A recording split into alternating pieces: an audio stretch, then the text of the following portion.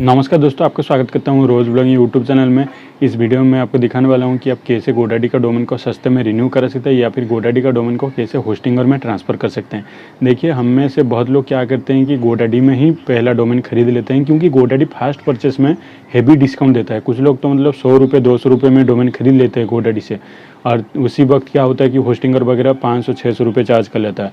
तो इसीलिए बहुत लोग GoDaddy से डोमेन तो खरीद लेते हैं, लेकिन 1 साल के बाद जब रिन्यूअल का टाइम आता है तो GoDaddy पूरा 1000 के ऊपर ही चार्ज करता है। तो GoDaddy में कैसे डिस्काउंट में आप डोमेन को रिन्यू करा सकते हैं या फिर GoDaddy का डोमेन को कैसे नेमचिप या फिर होस्टिंगर में ट्रांसफ़र कर सकते हैं, मैं पूरा स्टेप बाय स्टेप आपको करके बताऊंगा। तो जानने के लिए इस वीडियो को आप अंत तक देखते हैं। तो दोस्तों, GoDaddy में डोमेन को सस्ते में रिन्यू कराने के लिए हमें एक ट्रिक का यूज करना पड़ेगा। हमें GoDaddy को बोलना पड़ेगा कि भाई आप इतना पैसा ले रहे हो, हमें तो सस्ते में और दूसरी जगह मिल रहा है, हम चाहे तो हमारा डोमेन को ट्रांसफ़र कर सकते हैं। उन्हें थोड़ा प्रूफ दिखाना होगा, उसके बाद हो सकता है कि वो आपको ऑफर कुछ दे दे, डिस्काउंट वगैरह कुछ दे दे। मैंने भी ऐसा ही करके डिस्काउंट लिया है, तो आपको अभी दिखाऊंगा।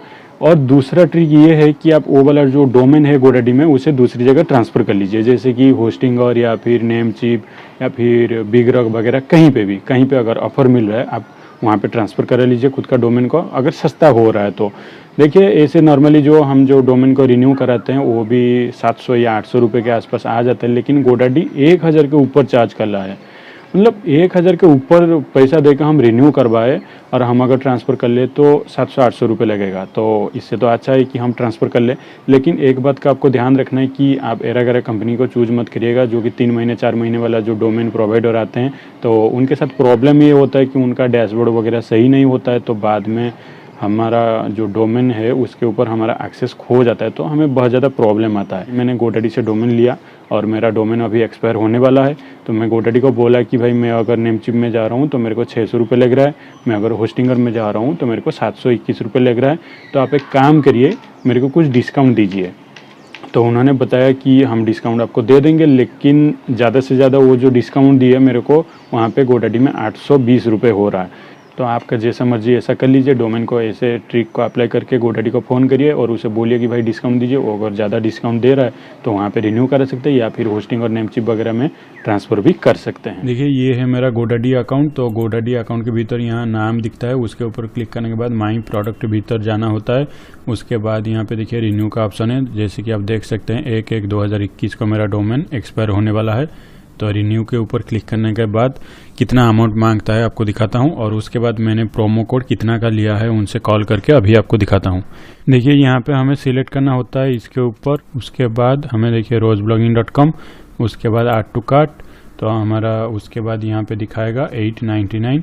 उसके बाद देखिए पूरा हो गया, उसके बाद कंटिन्यू टू कार्ट। ये वाला जो डिस्काउंट कूपन है RP2 सेव 5, ये उन्होंने एक्चुअली मेरे बोलने के बाद ही उन्होंने मेरा अकाउंट में एक्टिवेट किया है, तो नहीं तो मेरे को 839 अभी दिखा रहा है, लेकिन उसके बाद फिर से टैक्स आना है तो 1000 के ऊपर हो जाएगा। तो उसके बाद मैं अगर प्रोमो कोड भी लगा लूँ, हाँ ये वाला था RP2 सेव 5, इसे लगा लिया। तो उसके बाद मैं जाता हूँ पूरा पेमेंट पेज में। चेकआउट के बाद पेमेंट पेज में देखिए यहाँ पे कितना दिखाएगा, मुझे डेबिट कार्ड सिलेक्ट कर लेते हैं। उसके बाद देखिए कितना पेमेंट करने के लिए दिखाएगा, 820 दिखा रहा है।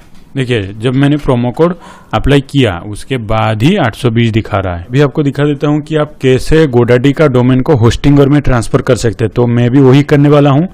तो यहाँ पे आपको दिखा देता हूँ, यहाँ पे देखिए होस्टिंगर का ये वाला पेज है। यहाँ पे हमें डोमेन को एंटर करके सब प्रोसेस आगे फॉलो करना है। तो उसके बाद मैं आपको दिखा देता हूँ मेरा व्हिच डिटेल्स GoDaddy में है अभी। उसके बाद आपको और एक चीज़ दिखा देता हूँ, यहाँ पे देखिए होस्टिंगर का एक आर्टिकल है। तो यहाँ पे क्लियरली लिखा है कि keep in mind that after the transfer your domain will be renewed for 1 year. ठीक है, वो 1 ईयर के लिए हमारा जो डोमेन है वो रिन्यू हो जाएगा ऑटोमेटिकली। बाकी एक्सेप्ट CCTLD, मतलब कि कंट्री कोड जो TLD होता है .in .co .uk ऐसे वाला जो डोमेन होता है उसमें नहीं आएगा। .com .xyz और सब कुछ आ जाएगा। मैंने उनको मेल करके भी पूछा था, तो उन्होंने मेरे को जवाब दिया था रिप्लाई में, yes the transfer fee would include the next domain renewal for 1 year, यानी कि 1 ईयर का वैलिडिटी मुझे देंगे। तो उसके बाद आगे हम देखते हैं कि डोमेन को कैसे ट्रांसफ़र करना होगा GoDaddy का डोमेन को होस्टिंगर में। तो ये करने के लिए आपको क्या करना है, GoDaddy का अकाउंट के भीतर साइन इन कर लेना है। उसके बाद यहाँ पे क्लिक करना है। उसके बाद माई प्रोडक्ट के ऊपर क्लिक करना है। माई प्रोडक्ट के भीतर मेरा ये वाला डोमेन नेम दिखा रहा है। उसके बाद आपको क्लिक करना है मैनेज के ऊपर। यहाँ पे एक चीज़ होता है, देखिए लॉकिंग प्रिवेंट, तो यहाँ पे एक्चुअली ऑफ रखा है, तो इसे ऑफ रखना होगा। ठीक है, यहाँ पे बाय डिफ़ॉल्ट ऑन हो जाता है, तो ऑफ रखना होगा। तो और एक चीज़ का आपको ध्यान रखना है कि अगर आपको कोई भी डोमेन को किसी दूसरे प्रोवाइडर में ट्रांसफ़र करना है तो डोमेन मिनिमम 60 दिन होना चाहिए। तो मेरा तो डोमेन 1 साल पूरा होने वाला है GoDaddy में, तो कोई प्रॉब्लम मेरे को नहीं आएगा। तो उसके बाद आपको यहाँ पे पहले इसे डिसेबल कर लेना है, ऑफ कर लेना है डोमेन लॉक को। उसके बाद transfer domain away from GoDaddy, इसी के ऊपर ही आपको क्लिक करना है। फिर उसके बाद आपको यहाँ से देखिए यू मे नॉट नीड ये वगैरह ये लिखा है, कंटिन्यू विथ ट्रांसफ़र के ऊपर क्लिक करना है। ये बोल रहा है कि थोड़ा टाइम लगेगा। तो उसके बाद देखिए यहाँ पे आपको मिल गया your domain is unlocked and ready to transfer. यहाँ पे देखिए यहाँ पे मिल गया। यहाँ पे आपको EPP कोड मिल जाएगा। तो हमें अभी होस्टिंगर में जाना है और यहाँ पे हमारा डोमेन को एंटर कर देना है, या उसके बाद ट्रांसफ़र के ऊपर क्लिक करना है। फिर उसके बाद आगे जो ये स्टेप बताएगा, तो यहाँ पे एक्चुअली 4 सिंपल स्टेप यहाँ पे लिखा है, तो इसी के ऊपर ही क्लिक करना है। आपको वहाँ पे दिखा दिया GoDaddy में कि प्रोमो कोड अप्लाई करने के बाद भी 820 हो रहा है, तो यहाँ पे एक्चुअली 721 लगेगा। ये हमारा होस्टिंगर का पेज खुल गया। तो ये डबल हो गया, पहले एक्चुअली मैंने थोड़ा ट्राई भी किया था, मतलब चेक कर रहा था। देखिए rozeblogging.com, ठीक है। उसके बाद चेकआउट के ऊपर क्लिक करना है। उसके बाद देखिए मेरा तो ऑलरेडी यहाँ पे अकाउंट बना हुआ है, तो लॉगिन कर लेते हैं। लॉगिन कर लेने के बाद यहाँ पे हमें पेमेंट मेथड पूछेगा, तो पेमेंट मेथड में UPI सिलेक्ट कर लिया। फिर उसके बाद हमें यहाँ पे पेमेंट कर देना है। आगे पेमेंट फॉरवर्ड हो रहा है। तो उसके बाद यहाँ पे देखिए एड्रेस मतलब वहाँ में डोमेन में जो एड्रेस दिया था वो ऑटोमेटिकली वहाँ से फेच कर लाया है, ठीक है। उसके बाद यहाँ पे स्टेट सिलेक्ट नहीं हुआ है, तो यहाँ मैं सिलेक्ट कर लेता हूँ। उसके बाद GST ये ऑप्शनल है। उसके बाद यहाँ पे पैन है, कंपलसरी है, तो इसे एंटर कर देता हूँ। उसके बाद कंटिन्यू विथ पेमेंट 720 रुपये है। अभी भी हमारा जो डोमेन का प्राइस है 611 रुपये, और कुछ टैक्स वगैरह कुछ ले लिया। तो मैंने मेरा UPI ID को एंटर कर दिया। उसके बाद वेरीफाई एंड पे के ऊपर क्लिक करना है। ये UPI वाला पेज है। उसके बाद देखिए यहाँ पे मेरे को रिक्वेस्ट चला आया, यहाँ पे आपको दिखा देता हूँ। रिक्वेस्ट आ गया मेरे को 720 रुपये का पेमेंट करने के लिए, तो मैं यहाँ से पेमेंट कर देता हूँ। पेमेंट सक्सेसफुल हो गया। तो और थोड़ा सा टाइम लगेगा, हमें एक्चुअली वहाँ से EPP ला के यहाँ पर पेस्ट करना है। तो यहाँ पे हमें EPP मिल जाएगा। तो अगला स्टेप आपको दिखाता हूँ। देखिए मेरे को GoDaddy की तरफ से अभी ईमेल भी आ गया, ऑथराइजेशन कोड। और उसके बाद आपको मैं यहाँ पे दिखा देता हूँ, होस्टिंगर का ये पैनल है। तो यहाँ पे देखिए डोमेन ट्रांसफ़र rozeblogging.com, यहाँ पे सेटअप के ऊपर क्लिक करना है।